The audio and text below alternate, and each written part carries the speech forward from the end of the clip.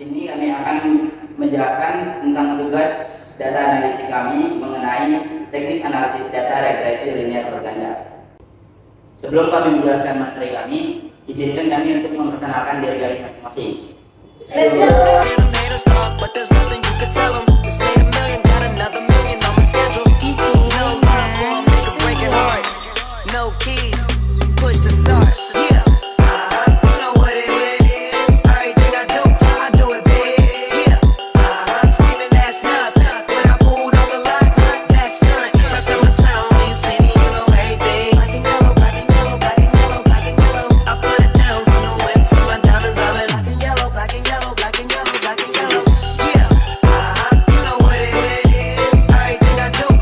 Baiklah, di sini saya akan mengimport data Excel ke aplikasi SPSS terlebih dahulu. Berikut contoh tabulasi datanya, yang dimana memiliki 100 responden, ada 3 variabel X dan 1 variabel Y. Indikator X1 ada 8, indikator X2 ada 6, indikator X3 ada 8, dan indikator Y ada 5. Selanjutnya kita buka aplikasi SPSS-nya. Buka menu File, kemudian Import Data, pilih Excel, dan pilihlah Excel dari tabulasi data tadi, lalu klik Open, tunggu. Jika sudah keluar seperti ini, lalu klik OK. Pada tampilan SPSS akan seperti ini. Selanjutnya pastikan pada total X1, X2, X3, dan Y di bagian kolom measure ubah menjadi scale. Untuk kolom label diisikan nama dari masing-masing variabel pada bagian total X1, X2, X3, dan Y. Selanjutnya kolom values. Klik titik 3 pada samping non, kemudian isi value dengan angka 1, label dengan STS. Selanjutnya value 2, label TS, value 3, label N, value 4, label S, value 5, label SS. Kemudian klik OK. Uji analisis. Deskriptif statistik. Langkah-langkahnya sebagai berikut. Klik Analyze, kemudian Deskriptif statistik, lalu klik Deskriptif. Lalu gunakan totalan seperti X1, X2, X3, dan Y. Masukkan totalan, kemudian pilih option yang digunakan mean, standard deviation, minimum, dan maksimum. Jika sudah, klik continue, lalu OK. Uji validitas. Nah, untuk uji validitas, kita klik Analyze, lalu kita cari Correlate, lalu klik. Nah, setelah itu klik Beverage. Nah, setelah muncul tampilan seperti ini, lalu pindahkan secara keseluruhan tapi per variabel ke dalam kolom kanan per variabel S.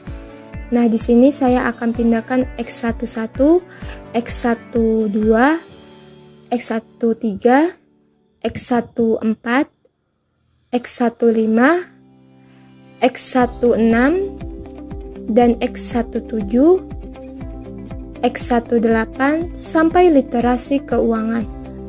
Lalu klik OK. Jadi inilah tabel hasil dari uji validitasnya. Setelah itu, lakukan seterusnya sampai dengan tabel Y. Nah, jadi ini correlate X1-nya. Lalu ini X2-nya. Dan ini ada X3, lalu ada Y. Pada bagian tabel correlate literasi keuangan, nah hasilnya ini kita lingkari terlebih dahulu. Dan begitu juga selanjutnya pada X2 kita lingkari.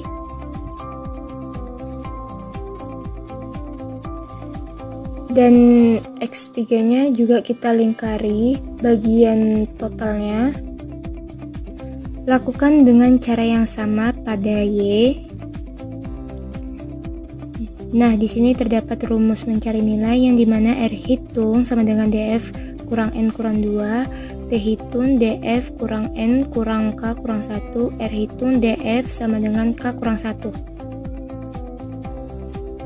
Lalu buka tabel R hitung, lalu fokus pada 0,05. Lalu scroll ke bawah. Nah, yang dimana dari 100 responden dikurangin 2 menjadi 98 responden. Lalu klik R hitung pada nomor 98, yaitu 0,1966. Di mana R hitung lebih besar dari R tabel, baru dikatakan valid. Lalu kembali ke output, di mana tabel korelasi hasilnya kita lingkari, lalu lingkari hasil total X3-nya juga. Nah, begitu juga seterusnya sampai dengan X1 yang dimana dikatakan valid. Uji reliabilitas. Langkah-langkahnya, klik Analyze, kemudian pilih Scale, lalu pilih Reliability Analyze. Kemudian masukkan seluruh indikator dari X1. Lalu pilih Statistik, centang bagian Item, Scale if Item, lalu Continue. Kemudian OK. Lakukan sampai ke indikator dari Y. Dasar pengambilan keputusan. Nilai Cronbach's alpha harus lebih besar dari 0,6 baru dikatakan lolos reliabilitas. Uji normalitas. Selanjutnya untuk uji normalitas, klik Analyze, lalu klik Regression, lalu klik Linear. Nah, setelah muncul tampilan seperti ini, untuk bagian dependen, masukkan variabel Y.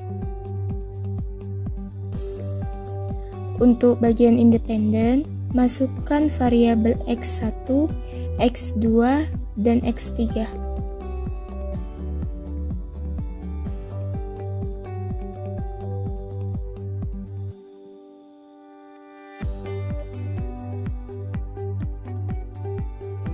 Jika sudah, klik Plots, centangkan histogram dan normal probability plots, lalu Continue. Lalu klik Save, centangkan Unstandardized pada menu kontak Residuals, lalu klik Continue.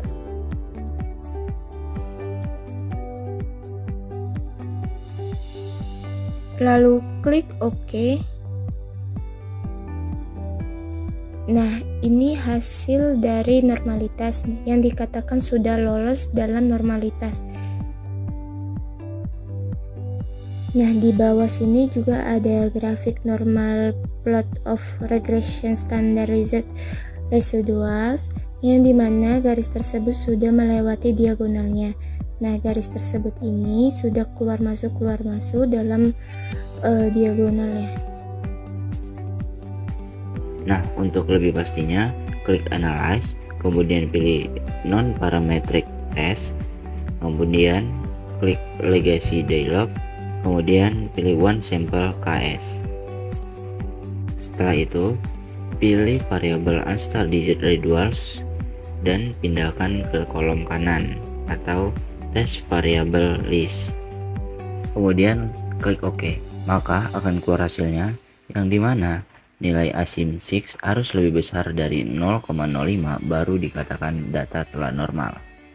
Uji multikolinaritas. Yang langkah pertama yaitu klik Analyze, lalu pilih Regression, lalu pilih Linear. Maka akan muncul tampilan seperti ini. Lalu klik Statistik, kemudian uncentang Model Fit dan Estimate.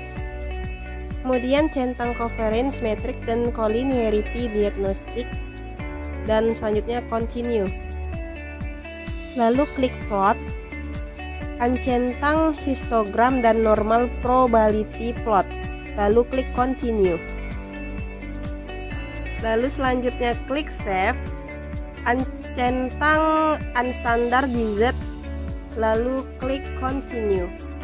Lalu selanjutnya klik OK. Maka akan muncul hasil output uji multikolinaritas. Di sini kita akan menggunakan tabel koefisiennya yang terdapat nilai tolerance dan VIF-nya.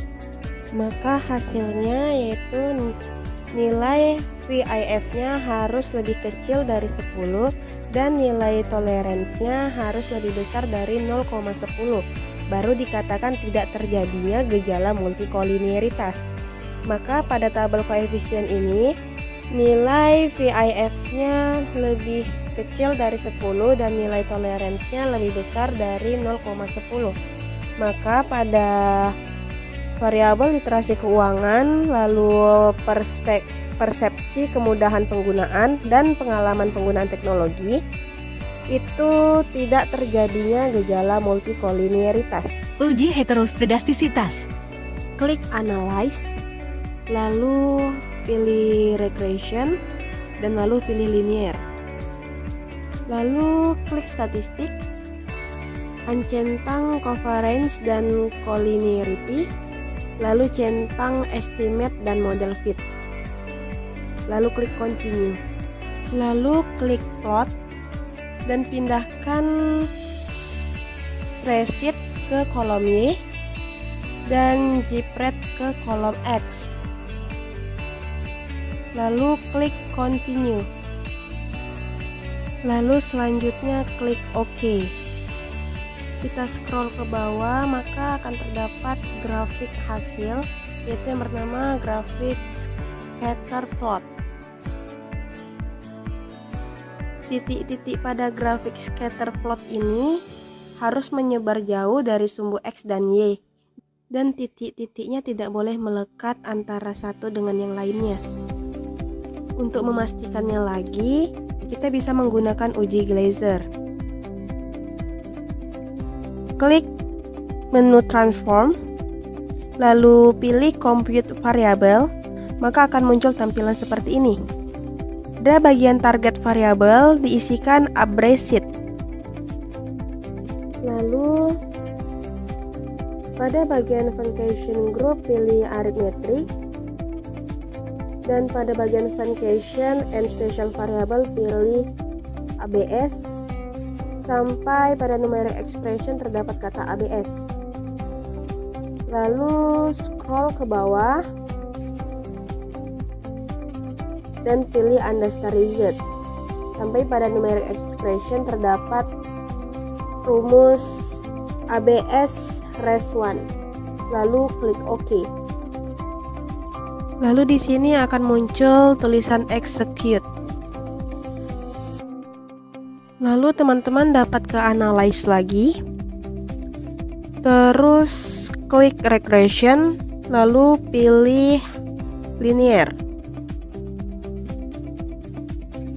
Lalu pada kolom dependennya kita keluarkan variabel dependennya, lalu kita isi dengan abbreviate,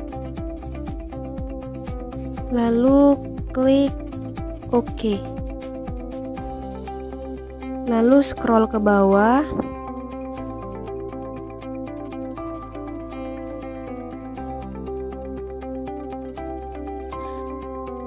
dan akan muncul satu tabel koefisien yang akan kita gunakan untuk melihat signifikannya, di mana signifikannya harus lebih besar dari 0,05. Uji autokorelasi. Untuk langkah yang pertama adalah klik analyze pada menu SPSS, kemudian pilih regresi, kemudian pilih linear, dan untuk statistiknya di sini centang estimate, model fit, collinearity diagnostic, covariance matrix, Durbin-Watson, dan case-wise diagnostic. Setelah itu kita bisa langsung continue.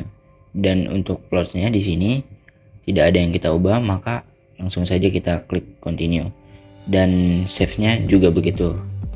Langsung saja kita klik continue. Setelah semua selesai, selanjutnya adalah klik OK. Maka setelah itu hasil atau outputnya akan tersedia di SPSS. Uji analisis. Regresi linear berganda.